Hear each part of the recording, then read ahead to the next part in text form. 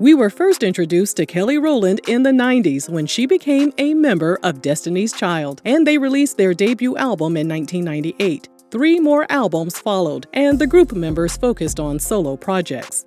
Kelly's album, entitled Simply Deep, dropped in 2002.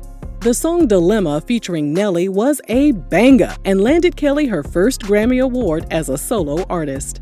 Destiny's Child reunited in 2004 for their last album, Destiny Fulfilled, and their final tour. Since then, the mother of 2 has released 3 more studio albums of her own, has had successful collaborations with other artists, she's appeared in several television shows and made-for-TV movies, and even dropped an EP called K in 2021.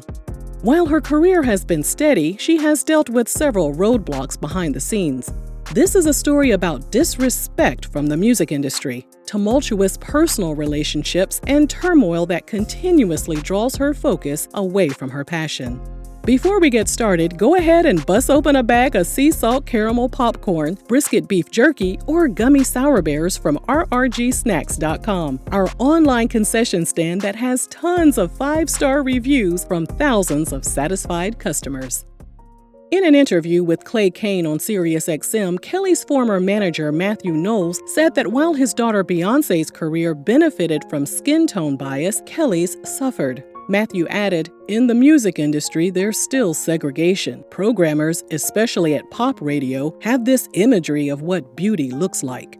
Was there ever a time where you thought, maybe I should try a bleaching cream? I never actually thought to myself, I want to do a bleaching cream, as much as it was, I just want to be Mariah's shade. Kelly confirmed to Today.com that there were instances when companies would say she was too dark for certain campaigns.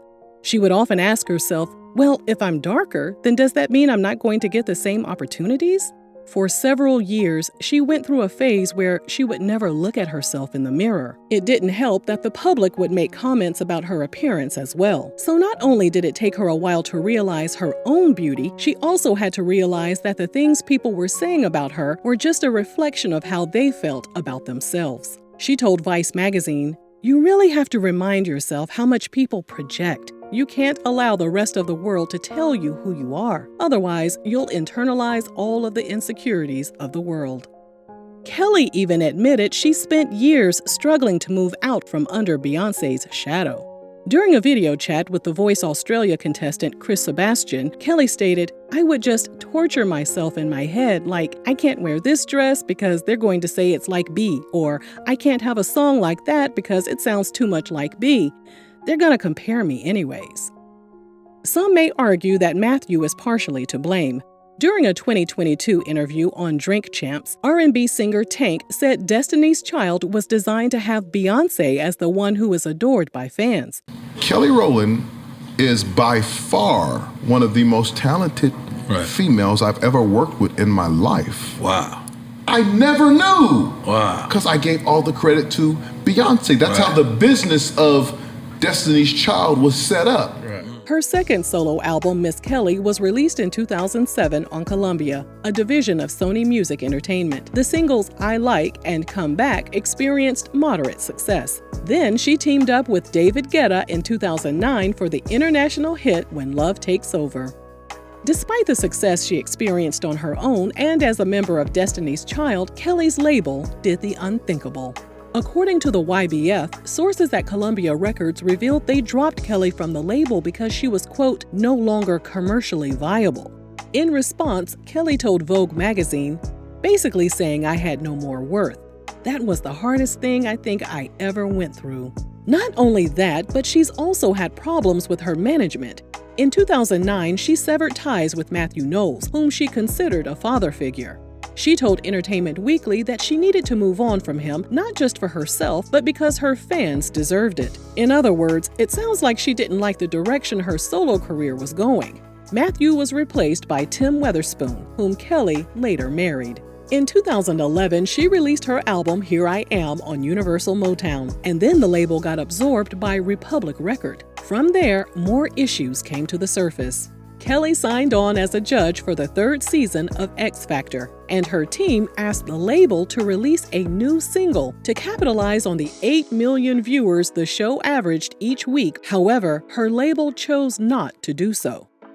Kelly released the song Kisses Down Low in February 2013, and it was certified gold. Her 4th album, Talk a Good Game, dropped 4 months later and failed to keep the momentum going. Kelly still believes that if her label had listened to her wishes of dropping her new album as soon as she landed her gig on the X Factor, the project would have been much more successful. But instead, they disregarded her wishes, and in return, Kelly asked to be released from her contract.